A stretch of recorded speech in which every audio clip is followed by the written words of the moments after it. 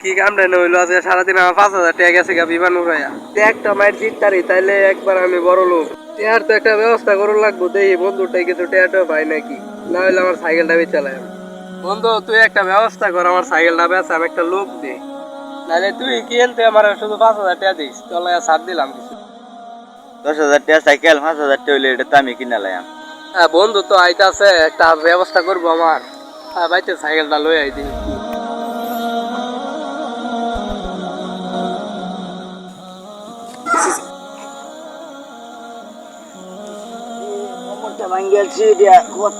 সাইকেলটা বাজাইছি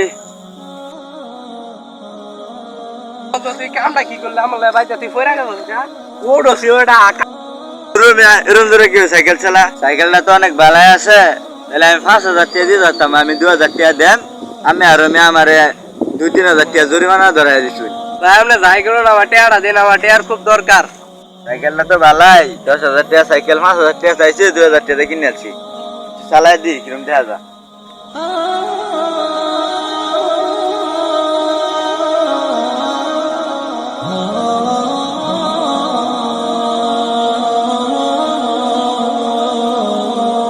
দুই 2,000 টাকা পাইছি একটা দাইন মারি দেখি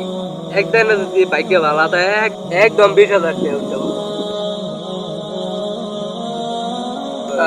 আমার সব শেষ কি হইলো একবার একদম আমার সব টাকা গেছে আরে আবার আমার একটা অফার দিছে সেই অফার তো 10,000 টাকা বললে 1 লাখ টাকা আইতাছে আমার কারণ তো আমার কাছে টাকা নাই দিই নাই বন্ধুরা ফোনটা দিই কি একটা এর থেকে সময় করতে পারি নাকি এক চান্সেই বড় লোক বন্ধু একটা সমস্যা তো হয়ে গেছে গা কিছু টাকা লাগে আমার বেটা হুন্ডাটা কেনা হইতাছে না তুই আমার 10,000 টাকা দি সব টাকা ম্যানেজ করে লাগছি 10,000 টাকা লাগে বেটা হুন্ডাটা কিনতে পারছি আচ্ছা বন্ধু তুই যেহেতু বিপদে পড়ছো আমার বিকাশ টিয়া আছে তোর আমি 10,000 টাকা ফাটাই যাচ্ছে বন্ধু দেখ তোর মোবাইলে ফাটাই দিছি 10,000 টাকা পাওয়া লাগছে এইবারে দান একটা দায় নেই দে একদম 1 লাখ দানটা শুরু হয়ে তাহলে এক চাপে 1 লাখ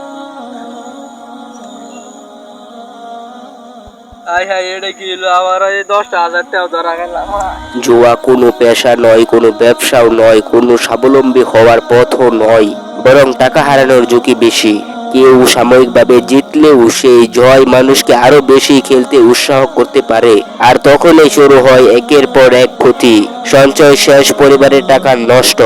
যে যুবকের হাতে বই থাকার কথা, দক্ষতা শেখার কথা, হালাল উপার্জনের চেষ্টা করার কথা,